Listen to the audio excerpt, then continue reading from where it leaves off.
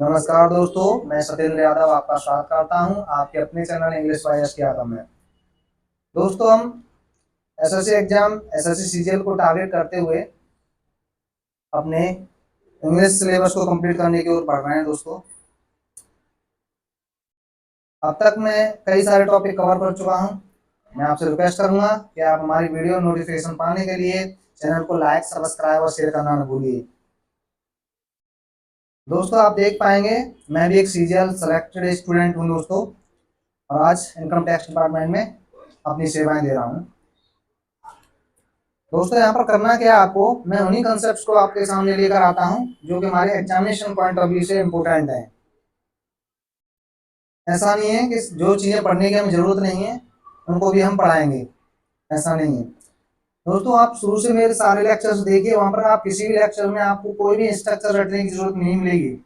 मेरा एक टारगेट है, आप जो भी कंसेप्शन को आपके माइंड में सेट करना है, उसका एक तरीका है मेरे पास।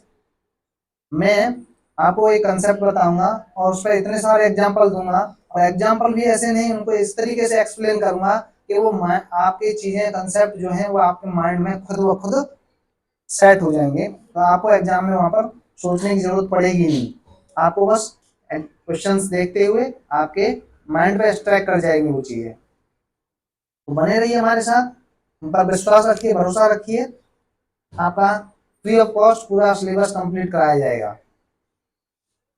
चलते हैं, एक नाउन का हम एक लेक्चर ले चुके हैं। हालांकि वहां तो मैंने केवल अभी बेस तैयार किया था, लेकिन उसको समझना भी जरूरी है, क्योंकि एक नाउन मैंने बताया था एब्स्ट्रैक्ट नाउन, वहां से क्वेश्चंस बहुत पूछे जाते हैं। आज हम बात करते हैं दोस्तों कंपाउंड नाउन्स। कंपाउंड नाउन्स होते क्या हैं? कंपाउंड नाउन्स वो होते हैं जिनमें दो नाउन्स का यूज होता है, जैसे brother in law, in law और ब्रदर। दोस्तों, ये क्या है, रिलेशन भी है और एक पर्सन भी इसमें इन्वॉल्व है। इस तरीके के नाउन्स जो होते हैं अपने कंपाउंड नाउन्स होते हैं। तो उनमें कुछ एग्जांपल्स मैंने दिए हैं, और एग्जांपल्स आपको ये सिंपल वाले नहीं देखने को मिलेंगे। मैंने उसी तरह के एग्जांपल्स आपके सामने लेकर आता हूँ, उसी तरह के एग्जांपल्स उठाए हैं जिस जिस तरीके के क्वेश्चंस एग्जाम में पूछे जा रहे हैं। तो दोस्तों देखिए, यहाँ पर मैं आपको एग्जाम्स को इस तरीके से एक्सप्लेन करूंगा, डेप्थ में इस तरीके से जाऊंगा, लेकिन उससे पहले ये जरूरी है कि आपको सारे कंसेप्ट क्लियर हो जाइए होने चाहिए, क्योंकि मैं टॉपिक को उसी तरह कवर कर रहा हूँ, उसी सीक्वेंस टॉपिक को ले रहा हूँ कि जिस तरीके से एक टॉपिक दूसरे पर डिपेंडेंट है, तो वो पहले वाला टॉपिक आपको क्लियर होना चाहिए। उस तरीके से मैं अपने सीक्वेंस वाइज टॉपिक ले रहा हूँ। तो यहाँ पर नाउन का टॉपिक है, इसमें हम एक लेक्चर ले चुके हैं। देखिए दोस्तों, अब मैंने बताया था कंपाउंड नाउन में हम क्या है, मेन वर्ड जो होता है उसका प्लूरल बनाते हैं। अब ये मेन वर्ड और कंपाउंड नाउन को आप ऐसे तो रट नहीं पाएंगे, ऐसे कितनी चीजों को ध्यान रख पाएंगे, नहीं रख पाएंगे ना। तो यहाँ पर देखिए, मैं आपके सामने एग्जाम्पल लेके आया, और ये जितने भी एग्जाम्पल्स लिखे हुए हैं वो सारे ही इनकरेक्ट हैं, लेकिन मैं आपको दिखाऊंगा उनको करेक्ट और इनकरेक्ट। आपको सारे ही करेक्ट लगेंगे, कि इनमें कोई ऐसा ग्रामेटिकल आपको एरर दिखाई नहीं देगी। सब्जेक्ट वर्ब एग्रीमेंट सब कुछ इसमें सेटिस्फाइड है, लेकिन फिर भी आपके सामने लिखे सेंटेंसेस इनकरेक्ट हैं। देखिए, मैंने एक फर्स्ट सेंटेंस आपके सामने लिखा हुआ है, there are many 5 stars hotels in Delhi. Delhi में बहुत सारे 5 स्टार होटल हैं। दोस्तों, हम किसकी बात कर रहे हैं? वहाँ कई सारे क्या है, मेनली हम किसकी बात कर रहे हैं? होटल्स की बात कर रहे हैं। दोस्तों, हमारा नाउन जो है, मेन वर्ड है इस नाउन में, कंपाउंड नाउन है ये। किस तरीके होटल है? 5 स्टार होटल। इनमें जो कंपाउंड नाउन है इसमें ये पूरा, तो इसमें मेन वर्ड हमारा क्या है? होटल्स, क्योंकि हम होटल्स की बात कर रहे हैं। अब ये 5 स्टार जो है वो इसका क्या है? 5 स्टार जो है उसका मॉडिफायर है, उसको कैटेगराइज कर रहा है कि होटल किस तरीके का है। 5 स्टार होटल है या 7 स्टार होटल है, वो मेन वर्ड नहीं है हमारा इस कंपाउंड नाउन में। 5 स्टार हमारा मेन वर्ड नहीं है, मेन वर्ड हमारा होटल्स, क्योंकि हम होटल्स की बात कर रहे हैं। There are many hotels in Delhi. अब होटल्स किस तरीके के? 5 स्टार होटल हैं।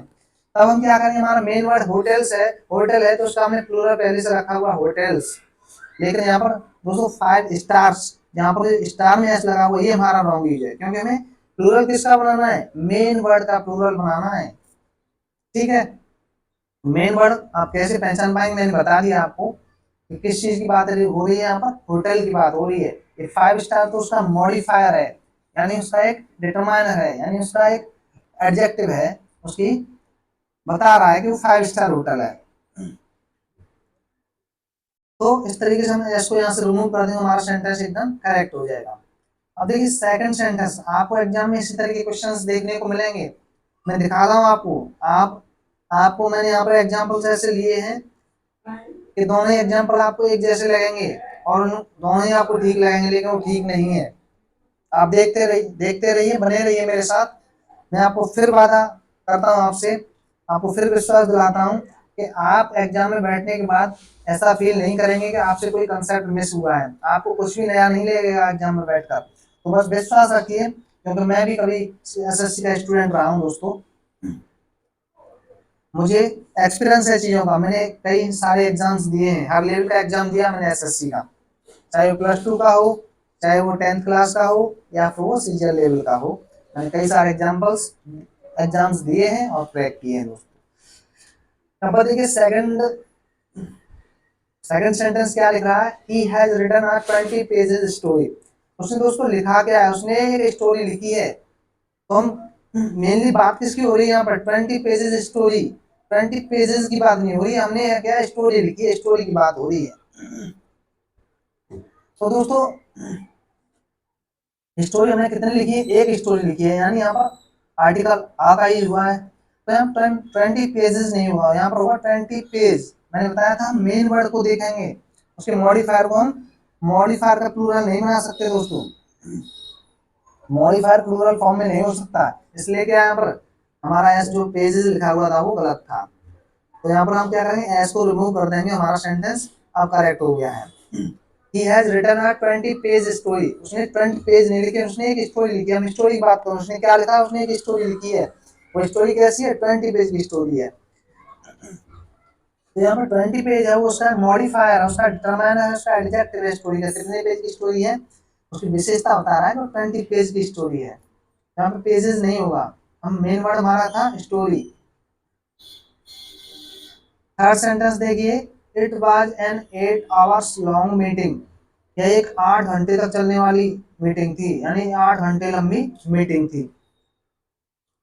अब दोस्तों हम बात किसकी कर रहे हैं, हम मीटिंग के बारे में बात कर रहे हैं, ना कि हम घंटे के बारे में बात कर रहे हैं। ठीक है, हमारा जोर किस पे है, मीटिंग के बारे में बात कर रहे हैं, हम घंटे पे बात नहीं कर रहे।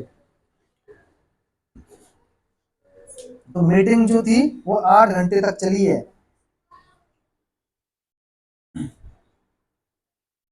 तो जब हमारी मीटिंग की बात हो रही है, हमारा मेन वर्ड, मेन नाउन जो है हमारा क्या है, मीटिंग है। तो हमें इसका आवर्स, 8 आवर्स, इसका तो 8 आवर्स लॉन्ग कंपाउंड नाम का एक मॉडिफायर है। तो मॉडिफायर यानी एडजेक्टिव है, वो बता रहा है कितनी लंबी मीटिंग थी, 8 घंटे लंबी मीटिंग थी। तो आवर्स का हम आवर्स को प्लूरल फॉर्म में नहीं लेके आएंगे, क्योंकि ये तो मीटिंग का मॉडिफायर, उसको मॉडिफाई कर रहा है, उसको स्पेसिफाई कर रहा है। तो मॉडिफायर का कभी भी हम प्लूरल नहीं बनाते हैं, इस चीज को ध्यान रखिए। बस यही कंसेप्ट में सारे एग्जांपल्स में यूज कर रहा हूँ। मेरा उद्देश्य है कि एक कंसेप्ट आपके माइंड में घुसे, आपके माइंड में सेट हो, तो आपको एग्जाम में सोचने की जरूरत न पड़े।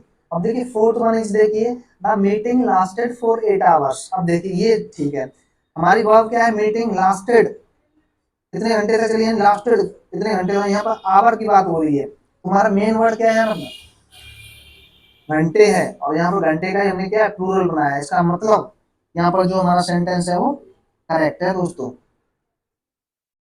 हमारा सेंटेंस जो है करेक्ट है, ये वाला फोर्थ सेंटेंस करेक्ट है, क्योंकि मीटिंग लास्टेड फॉर, मीटिंग कितने घंटे चली, 8 घंटे। यहाँ पर घंटे की बात कर रही है हमारे, और यानी हमारा जो ऑब्जेक्ट है वो आवर्स है, मेन जो हमारा ऑब्जेक्ट है वो आवर्स है, और उसका मॉडिफायर है 8। 8 तो अपना सिंगुलर फॉर्म में सही है, वो तो सीधा साधा आपने उसी फॉर्म में, जिस फॉर्म में होना चाहिए था। लेकिन आवर्स हमारा क्या है, एक मेन वर्ड है, मेन वर्ड हम प्लूरल चाहिए, प्लूरल है हमारा, तो एक सेंटेंस करेक्ट है। अब देखिए फिफ्थ सेंटेंस देखिए आप दोस्तों, mister Sharma is 60 years old man.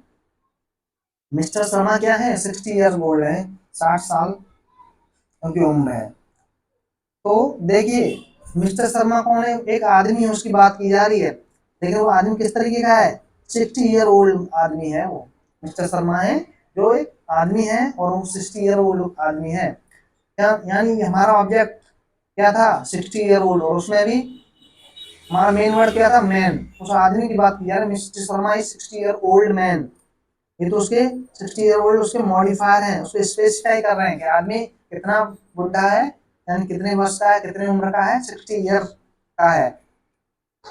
मैंने बताया था कि मॉडिफायर्स को हम प्लूरल नहीं बना सकते, तो यहाँ मॉडिफायर्स यानी स्पेसिफिक वर्ड्स है 60 ईयर, तो इसका हम प्लूरल नहीं बना सकते। मेन वर्ड हमारा क्या था, मेन।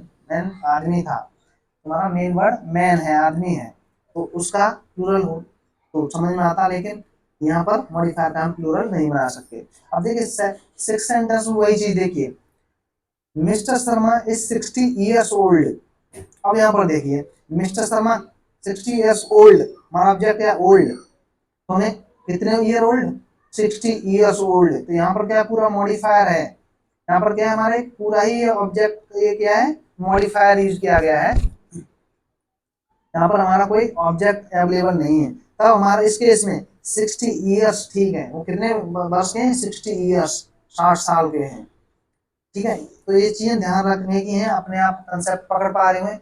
मैं उम्मीद करता हूँ कि आप जितना मैं एक्सप्लेन कर रहा हूँ, मेरी बातों को, मेरी चीजों को, मेरे जो एक्सप्लेनेशन दे रहा हूँ उसको पकड़ पा रहे होंगे। दोस्तों इस चीज का बहुत ध्यान रखना जरूरी है, एग्जाम इस तरीके के क्वेश्चन से ही पूछे जाते हैं आपसे, और आपको लगता है वो सारे क्वेश्चंस हमारे सामने सही है, लेकिन वो सही नहीं होते, इसी तरह की गलती करता है। अच्छा, नाउन अपने आप में एक बहुत बड़ा चैप्टर है, नाउन, नाउन और वाव अपने आप में बहुत बड़े चैप्टर हैं ये, क्योंकि सारा खेल इन्हीं पे टिका हुआ है, बाकी टॉपिक छोटे छोटे हैं। तो आप बने रहिए हमारे साथ, बस आपको फिर एक बार विश्वास दिलाता हूँ, आपको कोई भी कंसेप्ट एग्जाम में बैठने का नया नहीं लगेगा। बस आप वोकैब पोर्शन को अपने पढ़ते रहिए, बाकी आपकी इंग्लिश की तैयारी कंप्लीट है दोस्तों।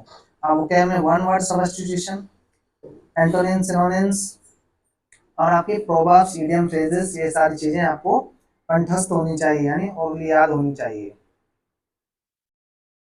और बाकी मैं ग्रामेटिकल पोर्शन आपका पूरा कवर करूंगा, आपको कोई भी कंसेप्ट मिस नहीं हुआ। यहाँ प्री प्लस मेन से एडवांस लेवल पढ़ाया जा रहा है आपको।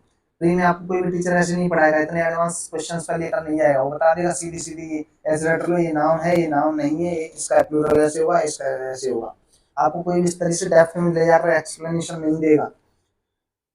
तो देखिए दोस्तों, कुछ कंफ्यूजिंग नाउन्स जो कि एग्जाम में आते हैं, और मैंने उनका क्या है यहाँ पर आपको टेबुलर फॉर्म में बना के दे दिया है दोस्तों। जैसे फिनोमेनन है, इसकी सिंगुलर फॉर्म होती है, फिनोमेनन मतलब घटना, इसकी सिंगुलर फॉर्म होती है फिनोमेनन, और प्लूरल फॉर्म होती है अभी फिनोमेना।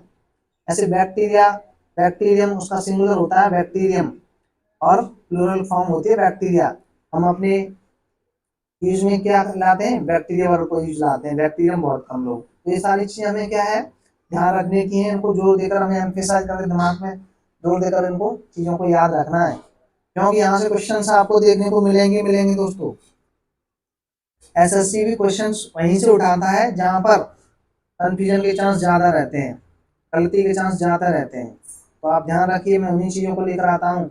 आप एसएससी तो डाल डाल तो मैं पात पात। तो मीडियम का हुआ प्लूरल मीडिया, स्टेडियम का हुआ स्टेडिया, और क्राइटेरियन का क्राइटेरिया, मिलेनियम का मिलेनिया, स्टेडम स्टेडा, स्टेडम होता है लेयर, परत, और कैक्टस का कैक्टाई, फंगस का फंगाई, एल्मिनस का एल्मनी, एल्मनाई, रेडियस का रेडियाई। तो ये सब चीजें, कुछ हो सकता है आपको कुछ और वर्ड्स कहीं से मिल जाए, लेकिन मोस्टली जो एग्जाम में पूछे जाते हैं मैं वो वर्ड्स आपके सामने लेकर आया हूँ मैं। अब देखिए क्वेश्चंस एग्जाम में इन पे किस तरीके देखने को मिलेंगे, मैं बताता हूँ। देखिए यहाँ पर एक्सप्लेनेशन, आप भले ही आपको याद ना हो, लेकिन मैं एक्सप्लेनेशन, मैंने अब तक आप सारे लेक्चर्स जाकर देख लीजिए, मैंने किसी भी लेक्चर्स में कोई भी स्ट्रक्चर हटाने की कोशिश नहीं की। स्ट्रक्चर मतलब टीचर पढ़ाएंगे आपको कि कहीं पर आपको कोई स्ट्रक्चर मिले, question word plus subject plus helping verb या हैव, तो उसमें वर्ब की कौन सी फॉर्म लगेगी। तो इस तरीके स्ट्रक्चर मैंने कहीं भी नहीं रटाया आपको, क्योंकि दोस्तों स्ट्रक्चर आप रट नहीं पाओगे, स्ट्रक्चर को ध्यान में नहीं रखा जा सकता। स्ट्रक्चर कितने रटाएंगे, नहीं रटाएंगे। तो इसलिए यहाँ पर क्या है, आपको philosophical point of view create करना है अपने माइंड के अंदर, आपको चीजों को सामने देखने की कोशिश करनी है। आप ये समझिए, कुछ भी कोई रूल रेगुलेशन नहीं होता किसी भी लैंग्वेज में, आप बस सामने चीजों को देखने की कोशिश की क्या गलती है उसमें, और मैं आपको पकड़ाऊंगा गलती कैसे है। आप अभी आप 4-5 टॉपिक कवर कर लेंगे, उसके बाद आप खुद ब खुद किसी भी सेंटेंस की सर्जरी करना सीख जाएंगे दोस्तों। देखिए फर्स्ट सेंटेंस लिखा हुआ है यहाँ पर, there were cactus all around the village. There were cactus all around the village. गांव के चारों तरफ क्या थे, कैक्टस थे। और दोस्तों कैक्टस तो एक सिंगुलर फॉर्म होती है, और एक सिंगुलर यानी सिंगल कैक्टस जो था वो क्या पूरे गांव को घेर सकता है, ऐसा तो पॉसिबल है नहीं। तो मैं वही कोशिश कर रहा हूँ आपको फिलोसफिकल पॉइंट ऑफ व्यू से चीजों को देखिए, सोचिए दिमाग में, भले आपको नहीं पकड़ में आ रही गलती क्या है, लेकिन दोस्तों यहाँ पर क्या गांव के चारों तरफ एक कैक्टस हो सकता है, एक ही कैक्टस क्या पूरे एक चारों तरफ से गांव को घेर लेगा, नहीं घेर पाएगा ना। तो यहाँ पर क्या बहुत सारे कैक्टस होंगे, और बहुत सारे कैक्टस होंगे यानी हमें कैक्टस की यहाँ पर प्लूरल फॉर्म रिक्वायर्ड है, और कैक्टस की प्लूरल फॉर्म क्या होती है, कैक्टाई होती है, कैक्टाई। ठीक है, तो there were cacti all around the village. अब ये हमारा सेंटेंस करेक्ट है। ऐसे देखिए, it is a rare phenomena, यहाँ पर आर्टिकल आ लगा हुआ है जो कि इसको सिंगुलर बनाता है, यानी एक फिनोमेना की बात हो रही है। तो एक फिनोमेना है यानी सिंगुलर फॉर्म, और यहाँ पर फिनोमेना हमारा क्या होता है, वर्ड प्लूरल होता है दोस्तों। इसका सिंगुलर क्या होता है, फिनोमेनन, फिनोमेनन। और हमारा ये सेंटेंस करेक्ट हो गया। आप समझ पा रहे होंगे तो यहाँ पर फिनोमेना क्यों गलत था और फिनोमेनन कैसे सही हो गया। तो यहाँ पर क्या आर्टिकल का यूज था ए, और आर्टिकल जो था वो उसको सिंगुलर बना रहा था। तो हमने उस आर्टिकल के अकॉर्डिंग, आर्टिकल का वाला भी मैं आपको लेक्चर दे चुका हूँ दोस्तों, वीडियो में जाकर देखिए, आर्टिकल्स का यूज आप क्लियर कीजिए। थर्ड सेंटेंस देखिए, what is the criteria of selection. अब देखिए यहाँ पर क्या लिखा है, व्हाट इज। ठीक है दोस्तों, यहाँ पर क्या सिंगुलर क्राइटेरिया, एक सिंगल क्राइटेरिया फिक्स किया गया है और सिलेक्शन के लिए, लेकिन यहाँ पर जो वर्ड किया गया है वो क्या है, ट्राई, जो वर्ड किया गया है वो किया गया क्राइटेरिया, यानी इसका मतलब ये इसका यूज गलत है। यहाँ पर हमें क्या होना चाहिए, जब एज लगा हुआ what is the criteria of selection, तो हमें क्या एक ही क्राइटेरिया फिक्स किया हुआ हो। और क्राइटेरिया सिंगल क्या होता है दोस्तों, क्राइटेरिया का सिंगल क्या होता है, क्राइटेरिया की सिंगल फॉर्म होती है, क्या होती है, क्राइटेरियन। लेकिन दोस्तों अब यहाँ पर देखिए, ये क्या हमारा सब्जेक्ट है, ये क्वेश्चन वर्ड है व्हाट, ये क्या है हमारी हेल्पिंग वर्ब। अब दोस्तों देखिए यहाँ क्या है हमारा सब्जेक्ट, तो क्या आप किसी भी सेंटेंस में सब्जेक्ट को चेंज कर देंगे, आप किसी भी सेंटेंस में सब्जेक्ट को चेंज नहीं कर सकते ना। सिलेक्शन के लिए बहुत सारे क्राइटेरिया रखे गए होंगे, इसका मतलब यहाँ पर हेल्पिंग वर्ब चेंज करनी पड़ेगी, हमें क्या चेंज करनी पड़ेगी, हेल्पिंग वर्ब। यहाँ पर क्या आएगा, आर। तो सिलेक्शन के लिए बहुत सारे क्राइटेरिया होते हैं, वो क्राइटेरिया रखे फिक्स किए गए होंगे। तो यहाँ पर क्या है, आर को इसको हमने आर में कन्वर्ट कर दिया, हमारा सेंटेंस करेक्ट हो गया। दोस्तों अगर हम इसको क्राइटेरियन कर दें, क्राइटेरियन ऑफ सिलेक्शन, तो ये हमारा सेंटेंस गलत हो सकता था। क्यों, क्योंकि हम सब्जेक्ट को कैसे, मान लो बहुत सारे आदमी हैं किसी काम को कर रहे हैं, और हम क्या करें उसको एक आदमी कह दें, तो हमारा सेंटेंस का सेंस ही बदल जाएगा ना। वहाँ पर बहुत सारे आदमी काम कर रहे हैं, तो हम कह दें एक ही आदमी काम कर रहा है, तो हमारा सेंटेंस का मीनिंग हमें चेंज नहीं करना है, इस चीज का ध्यान रखना है आपको। तो इस तरह के कंफ्यूजिंग पॉइंट्स आपसे पूछे जाते हैं एसएससी में, और मैं वही क्वेश्चंस उठा रहा हूँ जो अब तक पूछे गए हैं, और कुछ मॉडिफिकेशंस करके उन क्वेश्चंस को आपके सामने लेकर आता हूँ। फोर्थ सेंटेंस देखिए दोस्तों, radio TV and newspapers are mediums of the communication. अब देखिए यहाँ पर रेडियो टीवी एंड न्यूज़पेपर्स, यहाँ के बहुत सारी मीडियम्स की कम्युनिकेशन के जो मीडियम है उनकी बहुत सारी मीडियम्स की बात की गई है, यानी हमें मीडियम की, मीडिया जो है उसकी प्लूरल फॉर्म रिक्वायर्ड है। और मीडिया की प्लूरल फॉर्म क्या होती है दोस्तों, मीडियम की प्लूरल फॉर्म क्या होती है, मीडिया, क्या होती है, मीडिया। लेकिन आपको लग रहा होगा मीडियम्स, मीडियम्स यानी सिंगुलर प्लूरल फॉर्म रखी हुई है तो हमारा ठीक है, लेकिन दोस्तों नहीं, मीडियम हमारा एक सिंगुलर फॉर्म होती है और मीडिया उसका प्लूरल फॉर्म होता है, और मीडियम्स जैसा कोई वर्ड एग्जिस्ट नहीं करता। तो यहाँ पर क्या है, मीडिया। ठीक है दोस्तों, अब देखिए यहाँ पर और कंफ्यूजिंग, और भी ज्यादा कंफ्यूजिंग कंसेप्ट जो कि एसएससी ने अभी तक कई बार पूछे हैं, मैं आपको क्लियर कर देता हूँ दोस्तों, क्वेश्चंस आपको यहाँ से देखने को मिलेंगे ही मिलेंगे, ये मेरा वादा है आपसे। देखिए फिफ्थ सेंटेंस देखिए, 3/4 of the money has been spent. अब देखो यहाँ पर कंफ्यूजन कहाँ हो सकता है हमें, 3/4 of the money has been spent. आपको ये क्या एकदम करेक्ट लग रहा होगा, ये सेंटेंस करेक्ट है, लेकिन मैं दोस्तों कहता हूँ कि सेंटेंस एकदम इनकरेक्ट है। इनकरेक्ट क्यों है, इसका मतलब क्या है, इनकरेक्ट क्यों है? देखिए दोस्तों यहाँ पर क्या मतलब है, 3/4, इसका कोई मतलब तब निकलेगा 3/4 ऑफ द मनी, यानी 3/4 किसी भाग मनी का। तो दोस्तों वहां पर क्या है, उस मनी के 4 भाग किए गए होंगे, तो उनमें से 3 भाग की बात की जा रही है। 3/4 of the money has been spent, 4 भाग किए गए उनमें से 3 भाग, यानी इसका मतलब 4 भाग में प्लूरल फॉर्म। मेन वर्ड हमारा कहाँ होना चाहिए, प्लूरल फॉर्म होना चाहिए। मैंने बताया था आपको कि 3/4 मेन वर्ड हमारे कंपाउंड नाउन में क्या है, फोर्स, क्योंकि उन 4 भागों में से हम 3 की बात कर रहे हैं। 3 तो हमारा क्या होगा, मॉडिफायर हो गया। ये मेन वर्ड हमारा क्या है यहाँ पर, फोर्स। ये है कला आप सीखने की, ये है टैलेंट, ये है सीखने वाली चीज, ये है कंसेप्ट जो हमारा एग्जामिनेशन पॉइंट ऑफ व्यू से बहुत ही इम्पोर्टेंट है। तो ये सीखना था हमको कि मेन वर्ड हमारा कौन सा होता है और उसको हम कैसे प्लूरल बनाते हैं। तो यहाँ पर मेन वर्ड था हमारा फोर्थ, उसको हमने प्लूरल बनाते हैं, 3/4 of the money has been spent. Six sentence देखिए, I have completed 2/3 of work by now. अब देखिए हमने क्या कंप्लीट किया है दोस्तों, हमने तो काम कंप्लीट किया है ना। हमने क्या कंप्लीट किया है, हमने काम कंप्लीट किया है। हमने कंप्लीट क्या काम किया है, काम किया है कंप्लीट। तो हम बात कर रहे हैं काम की, हमारा मेन वर्ड काम है यहाँ पर। और जो 2/3 है ना, ये इसका मॉडिफायर है दोस्तों। और मॉडिफायर्स मैंने बताया था, मॉडिफायर्स को हम क्या करते हैं, मॉडिफायर्स को हम प्लूरल में नहीं ले जा सकते, प्लूरल फॉर्म नहीं होती मॉडिफायर्स की, यानी एडजेक्टिव्स की प्लूरल फॉर्म नहीं होती। तो यहाँ पर हमने प्लूरल बना दिया, इसका मतलब इनकरेक्ट ही था, हमने यहाँ से एस को रिमूव कर दिया। अब ये सेंटेंस करेक्ट हो गया। अब देखिए और कुछ कंसेप्ट, बहुत ही अच्छा कंसेप्ट है, बहुत ही कीमती कंसेप्ट है दोस्तों।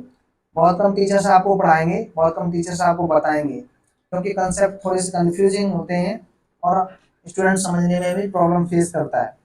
जैसे मैंने 7th सेंटेंस आपके सामने लिखा हुआ है, मैंने लिखा है माई अंकल ओन्स 50 एकड़ ऑफ वेटलैंड। मेरे अंकल हैं, उनके पास क्या है, 50 एकड़ है, किसके, वेटलैंड। तो दोस्तों यहाँ पर बात किसकी हो रही है, मेरे अंकल कितने एकड़ है उनके पास, 50 एकड़, इसके नाम भूमि के। तो दोस्तों यहाँ पर आप कहेंगे कि जो हमारा ओन्स जो वर्ब है उसका इम्पैक्ट कहाँ जा रहा है, वेटलैंड पे। ये नहीं हुआ, वेटलैंड पे इम्पैक्ट नहीं जा रहा। ओन्स किसकी बात की जा रही है, किसको ओन कर रहे हैं, वो 50 एकड़ कर रहे हैं, किसके एकड़, ऑफ वेटलैंड, यानी जो ऑफ प्रीपोजिशन लगा है वो वेटलैंड, तो इसका ऑब्जेक्ट बन गया ऑफ प्रीपोजिशन का। ऑफ प्रीपोजिशन का ऑब्जेक्ट यहाँ पर वेटलैंड बन गया। तो इस बार ओन्स का ऑब्जेक्ट क्या होगा, 50 एकड़। और 50 एकड़ में दोस्तों मेन वर्ड क्या है हमारा, एकड़, यानी एकड़। तो हम क्या है, इसका प्लूरल बनाएंगे ना कि 50 का। तो यहाँ पर क्या है, एस ऐड कर देंगे। अब हमारा सेंटेंस ग्रामेटिकली करेक्ट हो गया। मैंने इस चीज पर बार बार एम्फेसाइज कर रहा हूँ, इस चीज को बार बार जोर देकर समझाने की कोशिश कर रहा हूँ। आपको कंपाउंड नाउन्स में मेन वर्ड को पहचानना है, मेन वर्ड कौन सा है, उसी का हम प्लूरल बना सकते हैं और किसी का हम प्लूरल नहीं बना सकते। देखिए 8th सेंटेंस में यही कंसेप्ट कैसे पूछा गया आपसे, और इसी तरह के क्वेश्चन मिलते हैं आपको एग्जाम में, यही क्वेश्चंस मिलेंगे देखने को आपको, फिर आप कंफ्यूज करेंगे। इसलिए मेरा मेरा मैं गुजारिश है आपसे कि आप थोड़ा सा चीजों को समझने की कोशिश कीजिए, रटने की नहीं। यहाँ कह रहा है माई अंकल ओन्स 50 एकड़ वेटलैंड। अब देखिए मेरे अंकल क्या करते हैं, मेरे अंकल के पास 50 एकड़ वेटलैंड है। यहाँ पर देखिए जो ओन्स वर्ब है उसका ऑब्जेक्ट क्या है, 50 एकड़ वेटलैंड। अब वेटलैंड और यहाँ पर किसी प्रीपोजिशन का यूज नहीं हुआ, जैसे कि एबव सेंटेंस में यूज किया गया था ऑफ का यूज, लेकिन यहाँ पर किसी प्रीपोजिशन का यूज नहीं हुआ है। तो हमारा 50 एकड़ है, यहाँ पर एक वेटलैंड का क्या है, मॉडिफायर है, यानी स्पेसिफाई कर रहा है उसको कितना है, वेटलैंड है, 50 एकड़ वेटलैंड है। तो अंकल ओन किसको कर रहे हैं, वेटलैंड को ओन कर रहे हैं। ठीक है दोस्तों, तो वेटलैंड को ऑन कर रहे हैं, तो यहाँ पर तो कोई मिस्टेक के चांस नहीं है। ऐसे आपसे कैसे पूछ लेगा, यहाँ पर बना के यहाँ एस लगा के दे देगा, my uncle own 50 acres wetland. अब आपको लगे तो एकदम करेक्ट है, 50 है, 50 प्लूरल होता है, उसमें एकर्स लगा हुआ है, एस लगा हुआ है, तो करेक्ट है। लेकिन नहीं दोस्तों, मैंने आपको समझाना ये है कि कंपाउंड नाउन्स में मेन वर्ड को पहचाने कैसे हम। तो मेन वर्ड कैसे पहचानेंगे, मैं लगभग आपको एक्सप्लेन करके बता चुका हूँ और मुझे लगता है कि आप सीख भी गए होंगे। तो दोस्तों आज के लिए इतना काफी है। Thanks for watching. मिलते हैं नेक्स्ट वीडियो में कुछ ऐसे ही नए कंसेप्ट के साथ जो हमारे एग्जामिनेशन पॉइंट ऑफ व्यू से काफी इंपोर्टेंट है। तो तब तक के लिए धन्यवाद दोस्तों। वीडियो नोटिफिकेशन पाने के लिए आप चैनल को लाइक, सब्सक्राइब और शेयर करना न भूलिए। मिलते हैं नेक्स्ट वीडियो में कुछ नए कंसेप्ट के साथ। धन्यवाद।